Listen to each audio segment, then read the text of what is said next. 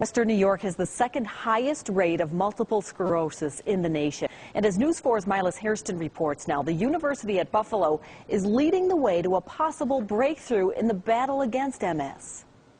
Kristen Passmore and Kevin Lip have been dealing with multiple sclerosis in their respective lives for at least a decade. At times very frustrating, but I'm a believer that you can keep going. They're finding hope for the future because of a clinical trial being conducted right here in Buffalo.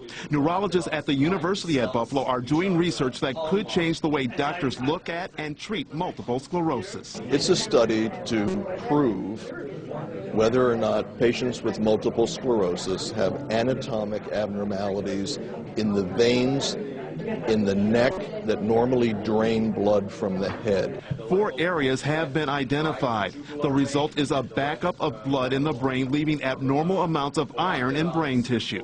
Then goes ahead and further damages brain tissue and neurons, which then leads to the clinical manifestations of multiple sclerosis. Multiple sclerosis is an autoimmune disease that affects the central nervous system. The impact can be devastating. I had a problem with vision in my left eye that made no sense. Kristen's problem started in her 20s. The research being done here will include 1,700 MS patients. Research studies like this, they're what's going to bring about the cure. Researchers are hoping to initially come up with a way to improve the lives of MS patients by increasing blood flow from the brain. There may be a mechanical intervention, that you could do to open up those abnormalities in the veins.